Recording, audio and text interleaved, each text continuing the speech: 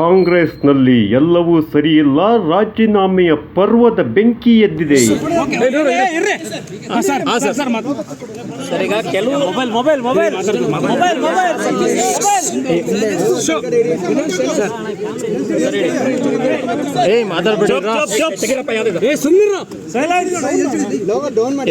ರಾಜ್ಭವನ್ ಹೋಗ್ತಾ ಇದ್ದೀನಿ, ಲಿಸ್ಟನ್ನ ಕಳ್ಸಿಕೊಟ್ಟಿದ್ದೀನಿ. ಅರ್ಥ ಆಯ್ತಾ? ಜಾಸ್ತಿ ಜನ ಶಾಸಕರು ಎಲ್ಲ ಭಾಳ ಜನ ಹರಿದ್ದಾರೆ. ನಾನಿಲ್ಲ ಅಂತ ಹೇಳೋದಿಲ್ಲ. ಪಕ್ಷ ಕೆಲವು ಸಂದರ್ಭದಲ್ಲಿ ತೀರ್ಮಾನ ಮಾಡ್ತಾರೆ.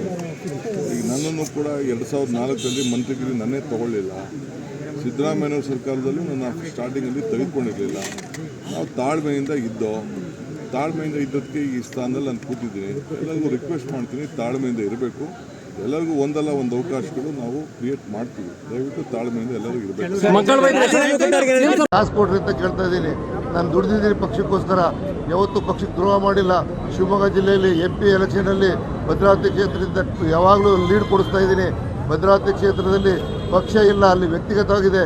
ಒಂದ್ಸಲ 2004ರಲ್ಲಿ ನಾನು ಇಂಡಿಪೆಂಡೆಂಟ್ ಗೆದ್ದು 18,000 ವೋಟ್ ಲೀಡ್ನಲ್ಲಿ ಗೆದ್ದಿದ್ದೀನಿ. ಪಕ್ಷಕ್ಕೆ ಅಂತ ಅಲ್ಲಿ ವ್ಯಕ್ತಿಗತವಾಗಿದೆ.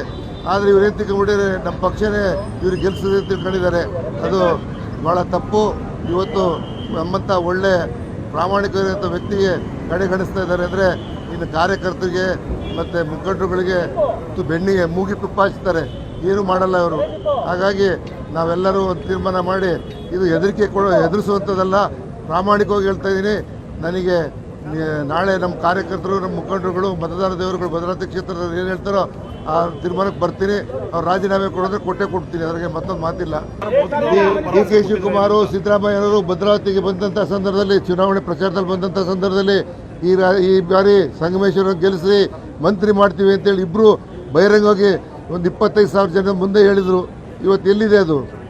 ಕಾಂಗ್ರೆಸ್ ಪಕ್ಷದಲ್ಲಿ ಎಲ್ಲವೂ ಸರಿಯಿಲ್ಲ ಎಂಬುದು ಇಲ್ಲೀಗ ತಿಳಿಯುತ್ತದೆ. ಹೌದು ಕಣ್ರಿ, ಕಾಂಗ್ರೆಸ್ ಪಕ್ಷದಲ್ಲಿ ಒಳ ಬೆಂಕಿಯ ಬಿರುಗಾಳಿ ಬಿದ್ದಿದೆ ಕಣ್ರಿದೀಗ.